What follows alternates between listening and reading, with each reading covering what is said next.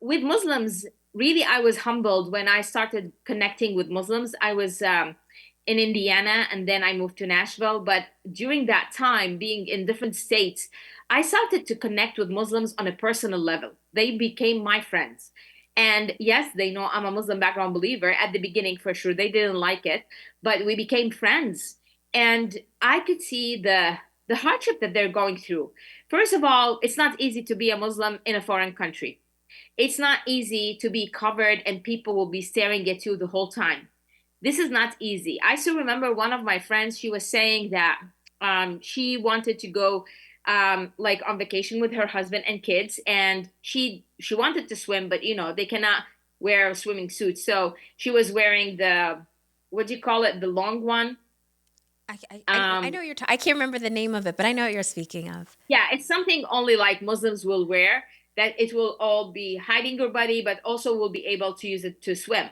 And I think it was, for me, she said something that broke my heart. She said, when I went there, and it was a great time, but then there were some Americans who they walked by and then they looked at me and they were disgusted by me. And I really felt like I want to hide.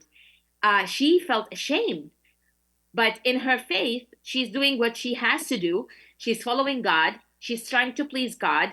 It was so hard for her to see this, to see people's reaction to her situation. And I think sometimes we judge Muslims and we forget the core problem. The problem is, yes, Islam. The problem is the what Muhammad taught, but also the problem, the core is sin. And we were all sinners. We were all away from God. And we needed Christ to build the bridge and to give us forgiveness and to pay it for all. And that will build our relationship back with God, the Father, and to have the Holy Spirit living in us.